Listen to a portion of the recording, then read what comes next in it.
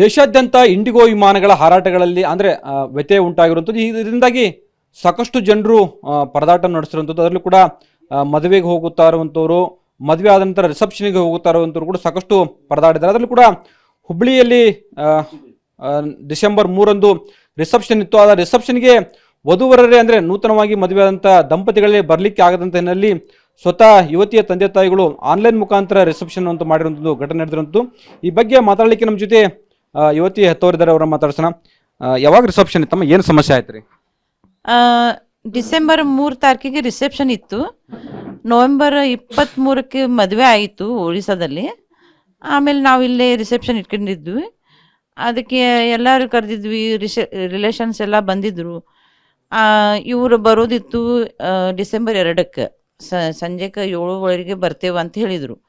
ಆಮೇಲೆ ಅವಾಗಿಂದ ಡಿಲೇ ಮಾಡಿ ರಾತ್ರಿ 2 ತನಕ ನಾವು ನೋಡಿದ್ವಿ. ಆಮೇಲೆ ಒಂದು ಫ್ಲೈಟ್ ಹೇಳಿದರು ಬಾಂಬೆಗೆ ಹೋಗಿ ಬಾಂಬೆಲಿಂದ ಮತ್ತು ಬರ್ತೀವಿ ಹುಬ್ಬಳ್ಳಿಗೆ ಅಂತ. ಅದು ಕ್ಯಾನ್ಸಲ್ ಆಯಿತು. ಪೂರ್ತಿ ಎಲ್ಲ 4 ಗಂಟೆಗೆ ಪೂರ್ತಿನೇ ಕ್ಯಾನ್ಸಲ್ ಮಾಡಿದರು. ಎಲ್ಲ ಫ್ಲೈಟ್ಸ್ ಎಲ್ಲ ಕ್ಯಾನ್ಸಲ್ ಮಾಡಿದರು. ಆವಾಗ ಏನು ಮಾಡಬೇಕು ಅಂತೂ ನಮಗೂ ಭಾಳ ದುಃಖ ಅನ್ನಿಸ್ತು. ಅದು ಹೇಗೆ ಮಾಡಬೇಕು, ಇದು ಹೆಂಗೆ ನಿಭಾಯಿಸ್ಬೇಕು? ಈಗ ಎಲ್ಲರೂ ಬಂದಾರೆ, ಊರಿಂದ ಬಂದಿದ್ದಾರೆ, ರಿಲೇಷನ್ಸ್ ಬಂದಿದ್ದಾರೆ. ನಾವು ಎಲ್ಲರೂ ವಿಚಾರ ಮಾಡಿ ಬಂದವ್ರು ಬರಲಿ, ಅದು ನಡೀಲಿ, ಎಲ್ಲ ಫಂಕ್ಷನ್ಸ್ ಎಲ್ಲ ನಡೀಲಿ. ಆಮೇಲೆ ವಿಚಾರ ಮಾಡಿ ನೀವು ಕೂಡಿಬಿಡ್ರಿ ಮತ್ತು ಆನ್ಲೈನ್ ಸ್ಕ್ರೀನ್ ಮಾಡಿ ಅವ್ರ ಜೋಡಿ ಮಾತಾಡಲಿ ಅಂತ ಎಲ್ಲ ವ್ಯವಸ್ಥೆ ಮಾಡಿ ಈಗೆಲ್ಲ ಈ ಪ್ರೋಗ್ರಾಮ್ ನಡೆಸಿದ್ವಿ ನಾವು. ಅಲ್ಲ, ಹೆತ್ತವರಿಗೂ ಒಂದು ಕನಸು ಇರ್ತದ, ಆಮೇಲೆ ಮದುವೆ ಆದವ್ರಿಗೆ ಒಂದು ಕನಸು ಇರ್ತದೆ, ಒಳ್ಳೆ ಅದ್ದೂರಿಯಾಗಿ ರಿಸೆಪ್ಷನ್ ಮಾಡಕ್ಕೆ ಹೋಗ್ಬೇಕಂತ. ಈ ರೀತಿಯಾಗಿ ಅನಾನುಕೂಲದಿಂದ ಯಾವ ಥರ ತೊಂದರೆ ಅನುಭವಿಸಿದ್ರಿ ನೀವೆಲ್ಲ? ನಾವು ಈಗ ಮಂದಿ ಬರ್ತಾರು, ಕೇಳ್ತಾರು ಎಲ್ಲದಾರು, ಇನ್ನೂ ತಯಾರಾಗಿಲ್ಲ, ಇನ್ನೂ ತಯಾರು ಆಗತ್ತೈತೆ. ಒಟ್ಟು ಹೇಳಿದ್ವಿ ನಾವು 2 ಗಂಟೆ ಮಟ್ಟ ನಾವು ಹೆಂಗರಿ ಇದು ಮಾಡಿ ಆಮೇಲೆ ಸ್ಟೇಜ್ ಮೇಲೆ ಹೋಗಿ ಅನೌನ್ಸ್ ಮಾಡಿದ್ವಿ, ಹೀಗೆಲ್ಲ ಆಗೈತಿ, ಏನು ಮಾಡಬೇಕು ಅಂತ ನಾವು ಈ ಟೈಪ್ ವಿಚಾರ ಮಾಡೀವಿ. ಎಲ್ಲರೂ ನಮಗೆ ದಿಲ್ಗಿರಿ ವ್ಯಕ್ತ ಮಾಡಿದ್ವಿ ನಾವು. ಆಮೇಲೆ ಈ ಪ್ರೋಗ್ರಾಮ್ ನಡೆಸಿದ್ವಿ. ಸರ್, ಯಾವ ಥರ ತೊಂದರೆ ಆಯ್ತು ಸರ್? ಏನು ಮಾಡಿದ್ರಿ ನೆಕ್ಸ್ಟ್? ಎದ್ರ ಬಗ್ಗೆ ರೀ? ಅದೇ ಮದುವೆಗೆ ರಿಸೆಪ್ಷನ್ ಯಾವ ಥರ ತೊಂದರೆ ಆಯಿತು, ಏನು ಮಾಡಿದ್ರಿ ನೆಕ್ಸ್ಟ್? ಅಲ್ಲಿ ಆದಮೇಲೆ ರಿಸೆಪ್ಷನ್ಗೆ ಈಗ ಹುಡುಗ ಹುಡುಗಿ ಅಂತೂ ಇಲ್ಲ. ಇದ್ರ ಬಗ್ಗೆ ಏನಾದರೂ ಪರ್ಯಾಯ ಏನಾದರೂ ಹುಡುಕಬೇಕಾಗುತ್ತಲ್ಲ. ಅವಾಗ ಆನ್ಲೈನ್ ಮುಖಾಂತರ ಮಾಡೋಣ ಅಂಥೇಳಿ ನಾವು ಆನ್ಲೈನ್ ಮುಖಾಂತರ ಸ್ಟಾರ್ಟ್ ಮಾಡಿದ್ವಿ. ಅಷ್ಟು ರಿಸೆಪ್ಷನ್ ಮಾಡಿದ್ವಿ. ಯಾಕಂದರೆ ಉಪಸ್ಥಿತಿ ಒಳಗೆ ಹುಡುಗ ಹುಡುಗಿ ಇಲ್ಲ, ಬಟ್ ಆನ್ಲೈನ್ನಾಗ ಅಲ್ಲಿಂದ ತೊಗೊಂಡು ನಾವು ಈಗ ಮುಂದೆ ಹೆಂಗಪ್ಪ ಅಂದ್ರೆ ಅವ್ರ ಕಡೆಯಿಂದನೇ ಎಲ್ಲರಿಗೂ ಅನೌನ್ಸ್ಮೆಂಟ್ ಮಾಡಿಸಿ, ಅವ್ರ ಕಡೆಯಿಂದನೇ ಎಲ್ಲನೂ ಇದು ಮಾಡಿಸಿ ರಿಸೆಪ್ಷನ್ ಸ್ಟಾರ್ಟ್ ಮಾಡೋಣ ಅಂಥೇಳಿ ನಾವು ವಿಚಾರ ಮಾಡಿದ್ವಿ. ಯಾಕಂದರೆ ಜನ ಅಲ್ಲಿಂದ ಬಂದಿರ್ತಾರೆ, ಒಂದು ಏನಪ್ಪ ಹುಡುಗ ಹುಡುಗಿ ನೋಡೋಣ ಅಂತ ಬಂದಿರ್ತಾರೆ ಯಾರು. ಆಮೇಲೆ ಅವ್ರ ರಿಲೇಷನ್ಸ್ ಇರ್ತಾರೆ, ಏನಪ್ಪ ನಮ್ಮ ರಿಲೇಷನ್ಸು ಭಾಳ ದಿವಸ ಮಾಡಾಕತ್ತಾರೆ, ಹುಡುಗೋನ್ ಅಂತ ಇರ್ತಾರೆ, ಎಲ್ಲರೂ ಇರ್ತಾರೆ.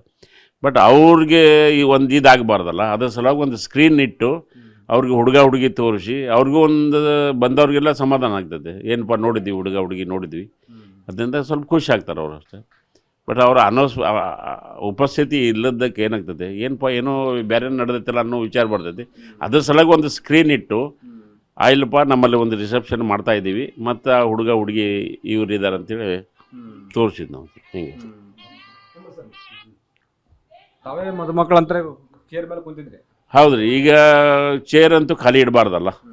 ಮತ್ತು ಜನ ಬಂದವರೆಲ್ಲರೂ ಏನಂತಂದರು, ಇಲ್ಲ ನೀವೇ ಕುಂಡ್ರಿ, ಮತ್ತು ಕುಂತು ಈಗ ಹೆಂಗಿದ್ರು ಅನೌನ್ಸ್ಮೆಂಟ್ ಅಂತೂ ಆಗೈತಿ, ನೀವು ಕುಂತು ಬಿಡ್ರಿ, ನೀವು ಕುಂತು ಎಲ್ಲರಿಗೂ ಬಂದವ್ರಿಗೆ ಇದು ಮಾಡಿರಿ ಅಂತೇಳಿ ಹೇಳಿದ್ರು ಅವರು. ಎಲ್ಲರೂ ಬಂದವ್ರು ಎಲ್ಲರೂ ಹುಡುಗಿಗೆ ಆಶೀರ್ವಾದ ಹೇಳ್ರಿ ಅಂತ ಹೇಳಿದ್ರು.